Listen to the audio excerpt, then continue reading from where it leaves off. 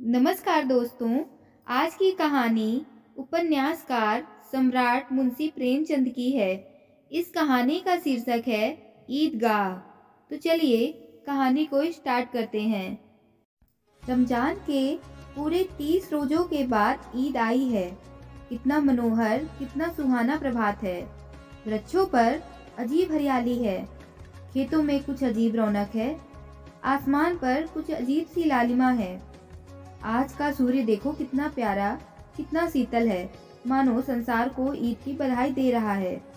गांव में कितनी हलचल है, ईदगाह जाने की तैयारी हो रही है।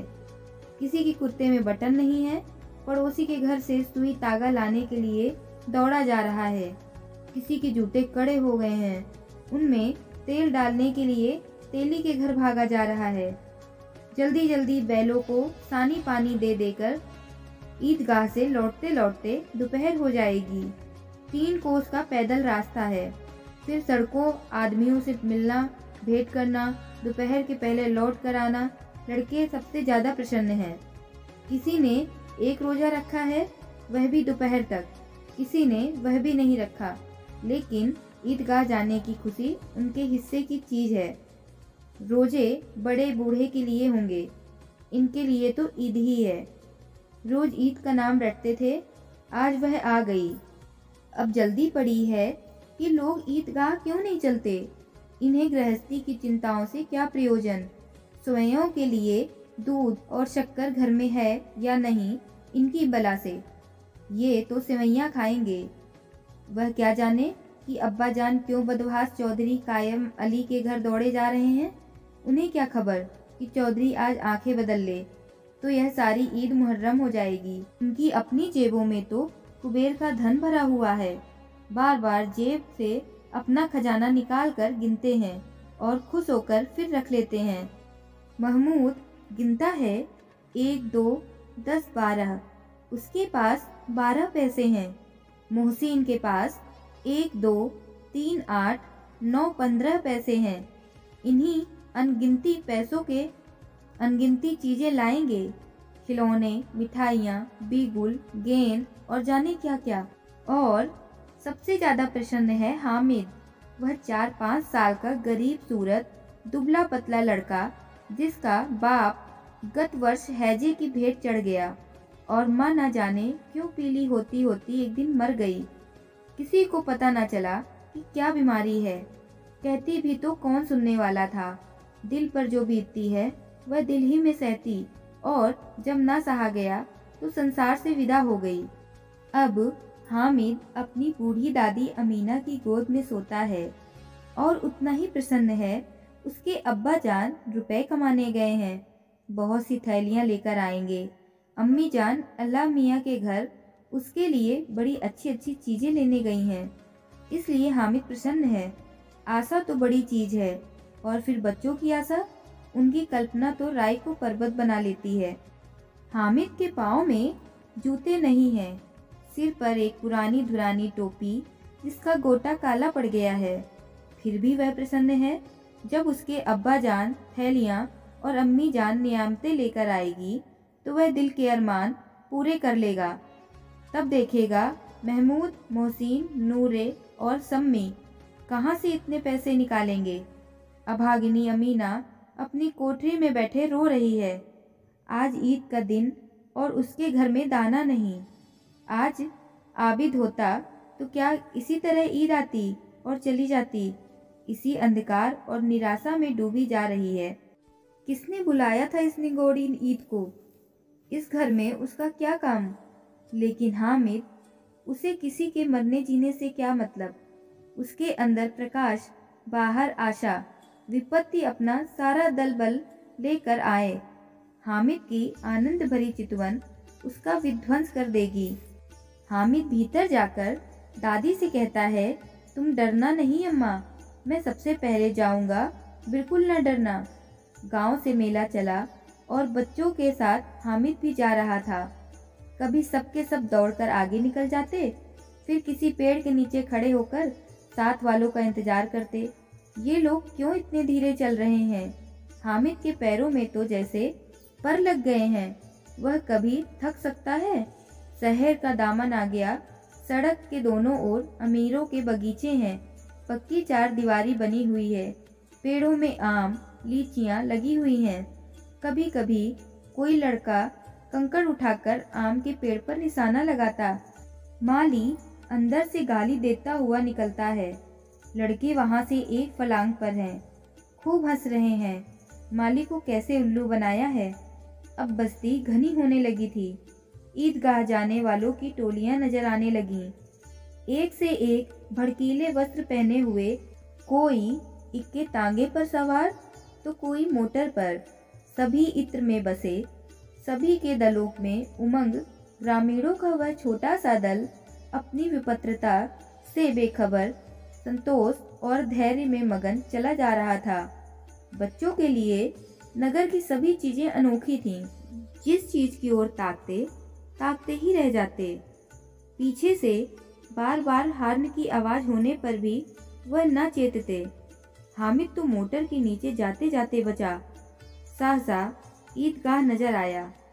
ऊपर इमली के घने वृक्षों की छाया है। नीचे पक्का फर्श है जिस पर जाजिम बिछा हुआ है और रोजेदारों की पंक्तियां एक के पीछे एक न जाने कहां तक चली गई हैं। पक्की जगत के नीचे तक जहां जाजिम भी नहीं है। नए आने वाले आकर पीछे की कतार में खड़े हो जाते हैं। आगे जगह नहीं है। यहाँ कोई धन और पद नहीं देखता। ग्रामीणों ने भी वजू किया और पिछली पंक्तियों में खड़े हो गए। कितना सुंदर संचालन है, कितनी सुंदर व्यवस्था। लाखों सिर एक साथ सजदे में झुक जाते हैं। फिर सबके सब एक साथ खड़े हो जाते हैं, एक साथ झुकते हैं और एक साथ घुटनों के बल बैठ जाते हैं। कई बार यही क्रिया होती है, जैसे बिजली की लाखों बत्तियां एक साथ प्रदीप्त हों और एक साथ बुझ जाएं, और यही क्रम चलता रहे। कितना अपूर्व दृश्य था, जिसकी सामूहिक क्रियाएं विस्तार और अंततः हृदय को श्रद्धा, गर्व और आत्म आनंद से भर देती थी। मानो मातृत्व का एक सूत्र इन समस्त आत्माओं को एक लड़ी में पिरोए हुए है। नमाज खत्म हो गई है। लोग आपस में गले मिल रहे हैं। तब मिठाई और खिलौनों की दुकान पर धावा होता है। ग्रामीणों का वह दल इस विषय में बालकों से कम उत्साही नहीं है। यह देखो, हिंडोला है, 1 पैसा देकर आओ। कभी आसमान पर जाते हुए मालूम होंगे, कभी जमीन पर गिरते हुए। चरखी है, लकड़ी के हाथी, घोड़े, ऊंट छड़ों से लटके हुए हैं। 1 पैसा देकर बैठ जाओ और 25 चक्करों का मजा लो। महमूद और मोहसिन, नूरे और सम्मी इन घोड़ों और ऊँटों पर बैठते हैं। हामिद दूर खड़ा है, 3 ही पैसे तो उसके पास हैं।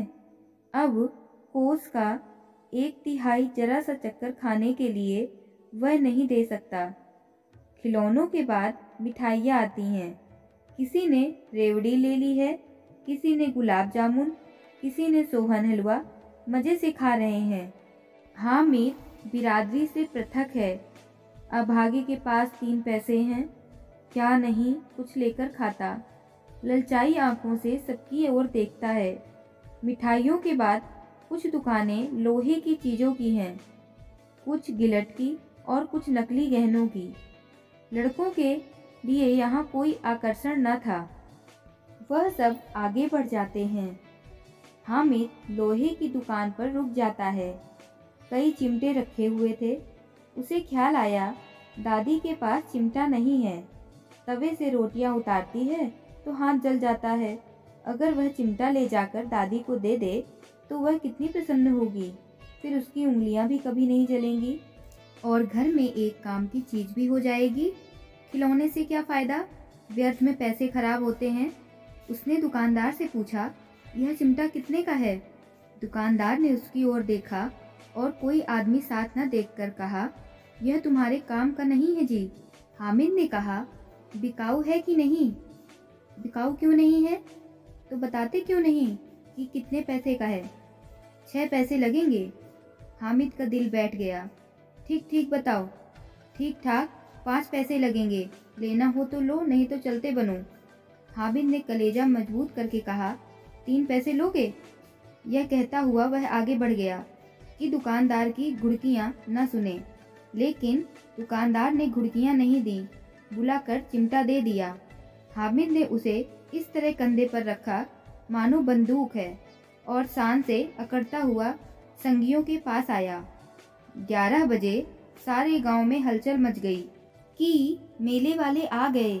मोहसिन की छोटी बहन ने दौड़कर भिश्ती उसके हाथ से छीन लिया और मारे खुशी के जो उछली तो मियाँ भिश्ती के नीचे आ गए और सुरलोक सिधारे। इस पर भाई बहन की खूब मार पिटाई हुई। दोनों खूब रोए। उनकी अम्मा शोर सुनकर बिगड़ी और दोनों को ऊपर से 2-2 चाटे और लगाए। अब मियाँ हामिद का हाल सुनिए। अमीना उसकी आवाज़ सुनते ही दौड़ी और उसे गोद में उठाकर प्यार करने लगी। सहजा उसके हाथ में चिमटा देखकर वह चौंकी। यह चिमटा कहाँ था? मैंने मोल लिया है। कै पैसे में? 3 पैसे दिए। अमीना ने छाती पीट ली। यह कैसा बेसमझ लड़का है कि दोपहर हुआ, कुछ खाया न कुछ पिया, लाया क्या? चिमटा। सारे मेले में तुझे और कोई चीज न मिली जो यह लोहे का चिमटा उठा लाया? हामिद ने अपराधी भाव से कहा, तुम्हारी उंगलियां तवे से जल जाती थीं, इसलिए मैंने इसे लिया। बुढ़िया का क्रोध तुरंत स्नेह में बदल गया, और स्नेह भी वह नहीं जो प्रगल्भ होता है और अपनी सारी कसक शब्दों में बिखेर देता है। यह मूक स्नेह था, खूब ठोस, रस और स्वाद से भरा हुआ। बच्चे में कितना त्याग, कितना सद्भाव और कितना विवेक है। दूसरों को खिलौना लेते और मिठाई खाते देखकर इसका मन कितना ललचाया होगा। इतना जब्त इससे हुआ कैसे? वहाँ भी इसे अपनी बुढ़िया दादी की याद बनी रही। अमीना का मन गदगद हो गया। और अब एक बड़ी विचित्र बात हुई, हामिद के इस चिमटे से भी विचित्र। बच्चे हामिद ने बूढ़े हामिद का पार्ट खेला था।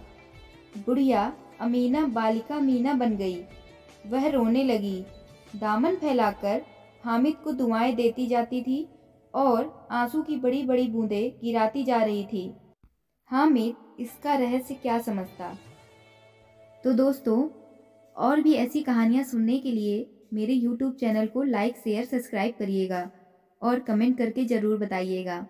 और अगर आप मुझे Facebook पेज पर देख रहे हैं तो फॉलो करना बिल्कुल मत भूलिएगा। कहानी सुनने के लिए धन्यवाद।